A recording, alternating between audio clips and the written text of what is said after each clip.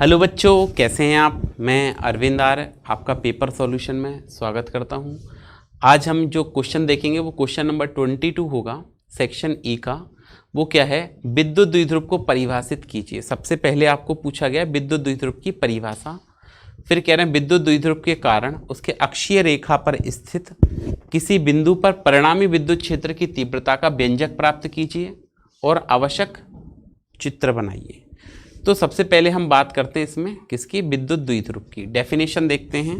देखिए उत्तर में हम सबसे पहले डेफिनेशन लिखते हैं किसकी, विद्युत द्विध्रुव की। परिभाषा की बात करते हैं तो हमने हेडिंग लिखी विद्युत द्विध्रुव। क्या, विद्युत द्विध्रुव। तो अगर हम इसको परिभाषित करें कि विद्युत द्विध्रुव होता क्या है, तो देखो जब दो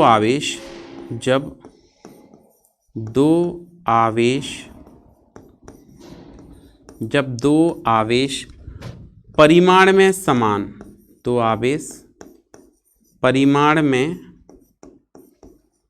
समान, क्या बताया, जब दो आवेश परिमाण में समान एवं प्रकृति में परस्पर विपरीत, प्रकृति में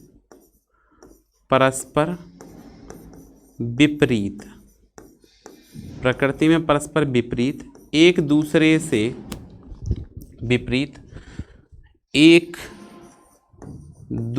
से अल्प दूरी पर स्थित हों, एक दूसरे से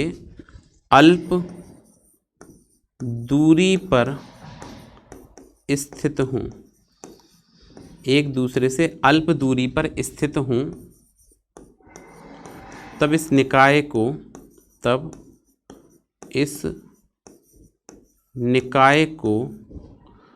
विद्युत द्विध्रुव कहते हैं। इस निकाय को विद्युत द्विध्रुव कहते हैं। विद्युत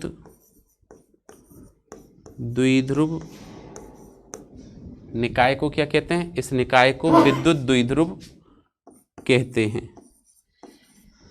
ठीक है, क्या कहा डेफिनेशन में, जब दो आवेश परिमाण में समान प्रकृति में विपरीत एक दूसरे से अल्प दूरी पर स्थित हो तो निकाय क्या कहलाता, विद्युत द्विध्रुव। तो आपसे पूछा था विद्युत द्विध्रुव को परिभाषित कीजिए। अगर हम आवेशों की बात करें यहां पे, तो ये हमने दो आवेश लिए, ये आवेश एक प्लस क्यू हो गया, दूसरा आवेश आपका माइनस क्यू हो गया, दोनों की बीच की दूरी हो गई आपकी 2L। इस निकाय को हम कहते हैं विद्युत द्विध्रुव। दो आवेश परिमाण में समान हैं और प्रकृति में परस्पर विपरीत हैं, एक दूसरे से अल्प दूरी पर, तो ये एंगस्ट्रॉम की कोटि के होते हैं, इसको हम विद्युत द्विध्रुव कहते हैं। एग्जाम्पल की बात करें इसकी तो हो गया HCl, NaCl आदि। मतलब ऐसे सभी अणु जो आयनिक बंध बनाते हैं वो विद्युत द्विध्रुव का उदाहरण है। अब विद्युत द्विध्रुव के कारण अक्षीय स्थिति में विद्युत क्षेत्र की तीव्रता ज्ञात करनी है। तो देखते हैं हम विद्युत द्विध्रुव के कारण अक्षीय स्थिति में विद्युत क्षेत्र की तीव्रता। सबसे पहले हम क्या करेंगे, यहाँ पे डायग्राम बनाते हैं विद्युत द्विध्रुव का। तो हमने ये अक्षीय रेखा पर बनाना है, तो हमने माना ए भी एक विद्युत द्विध्रुव है, ये माइनस क्यू हो गया आवेश, और ये आवेश हो गया आपके पास प्लस क्यू। ठीक है, नाम दे दिए इसको, ये बिंदु ए और ये बिंदु बी। तो ए भी एक विद्युत द्विध्रुव है। विद्युत द्विध्रुव के दोनों आवेशों के बीच की दूरी 2L होती है, तो एक ये L हो गई और ये बची हुई दूरी भी L हो गई। तो क्या लिखेंगे यहाँ पे, माना ए बी एक विद्युत द्विध्रुव है, माना ए बी एक विद्युत द्विध्रुव है, माना ए बी एक विद्युत द्विध्रुव है जो धनावेश एवं ऋणावेश से मिलकर बना है। धनावेश एवं ऋणावेश से मिलकर बना है, एवं ऋणावेश से जो धनावेश एवं ऋणावेश से मिलकर बना है, मिलकर बना है दोनों आवेशों के बीच की दूरी, दोनों आवेशों के बीच की दूरी, दोनों आवेशों के बीच की दूरी 2l है, दोनों आवेशों के बीच की दूरी 2l है। अब देखो द्विध्रुव के मध्य बिंदु O से D दूरी पर, द्विध्रुव अक्ष पर कितनी दूरी पर, D दूरी पर, द्विध्रुव के मध्य बिंदु O से D दूरी पर, मध्य बिंदु O से D दूरी पर द्विध्रुव अक्ष पर एक बिंदु P स्थित है। ठीक है, तो आगे क्या लिखेंगे, हम लिखेंगे द्विध्रुव के मध्य बिंदु O से, द्विध्रुव के मध्य बिंदु O से, मध्य बिंदु O से स्मॉल d दूरी पर, स्मॉल d दूरी पर द्विध्रुव अक्ष पर, द्विध्रुव अक्ष पर एक बिंदु P स्थित है, अक्ष पर एक बिंदु P स्थित है, एक बिंदु P स्थित है जिस पर विद्युत द्विध्रुव के कारण, विद्युत द्विध्रुव के कारण, जिस पर विद्युत द्विध्रुव के कारण विद्युत क्षेत्र की तीव्रता ज्ञात करनी है। विद्युत द्विध्रुव के कारण विद्युत क्षेत्र की तीव्रता, विद्युत क्षेत्र की तीव्रता ज्ञात करनी है, तीव्रता ज्ञात करनी है। तब हमने पढ़ा कि विद्युत क्षेत्र की तीव्रता एक सदिश राशि है और धनावेश के कारण इसकी दिशा आवेश से दूर की ओर ऐसे E1 और ऋणावेश के कारण इसकी दिशा आवेश से पास की ओर होती है। ये हो गया E2। तो हम क्या लिखेंगे यहाँ पे, प्लस क्यू आवेश के कारण बिंदु P पर विद्युत क्षेत्र की तीव्रता। तब इतना नोट कर लें आप, ये चित्र आपका कंप्लीट हो गया। तब हम क्या लिखेंगे, यहाँ पे हम लिखेंगे प्लस क्यू आवेश के कारण बिंदु P पर विद्युत क्षेत्र की तीव्रता। तो हम लिखेंगे ये प्लस क्यू आवेश के कारण, प्लस क्यू आवेश के कारण, प्लस क्यू आवेश के कारण बिंदु P पर विद्युत क्षेत्र की तीव्रता, बिंदु P पर विद्युत क्षेत्र की तीव्रता। तो इस प्लस क्यू आवेश के कारण बिंदु P पर तीव्रता ज्ञात करें। तो विद्युत क्षेत्र की तीव्रता का सूत्र होता है E बराबर KQ/R²। ये सिंपल फॉर्मूला होता है विद्युत क्षेत्र की तीव्रता का। ठीक है, विद्युत क्षेत्र की तीव्रता का ये सूत्र होता है। अतः हम क्या लिखेंगे, प्लस क्यू आवेश के कारण हमने लिखा E1 = K का मान होता है 1/4πε0। आप चाहें तो अभी K चलने दें, बाद में लिख देंगे इसको।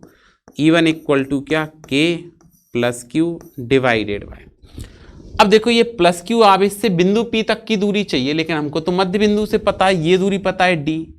तो प्लस क्यू आवेश से चाहिए तो इसका मतलब L घटा देंगे। तो हम क्या लिखेंगे, D - L का होल स्क्वायर, समीकरण नंबर 1। ठीक है, आगे क्या लिखेंगे, इसी प्रकार माइनस क्यू आवेश के कारण, इसी प्रकार माइनस क्यू आवेश के कारण बिंदु P पर विद्युत क्षेत्र की तीव्रता, विद्युत क्षेत्र की तीव्रता।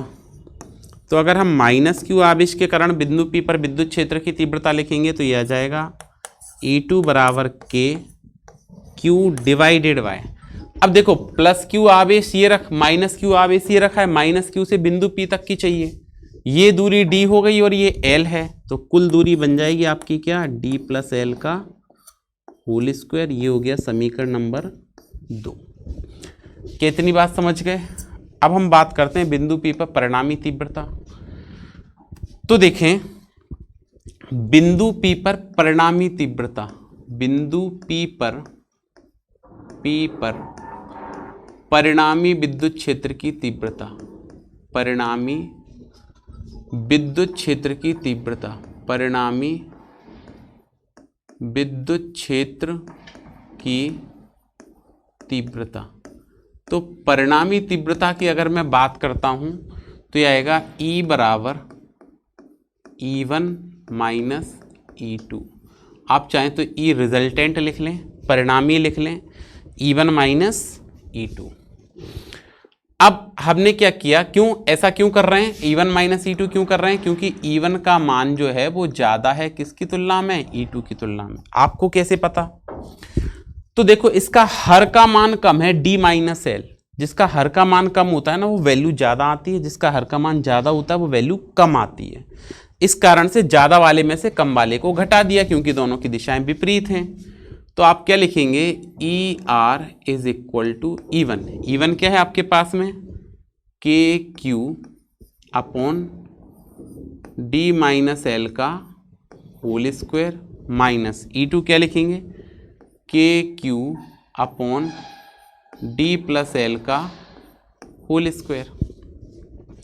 दोनों में से हमने रिजल्टेंट कैलकुलेट कर रहे हैं, तो दोनों में से हमने के क्यू को कॉमन निकाल दिया, क्या बचा 1 अपॉन D माइनस L का whole square minus 1 upon D plus L का होल स्क्वायर, ये बच गया।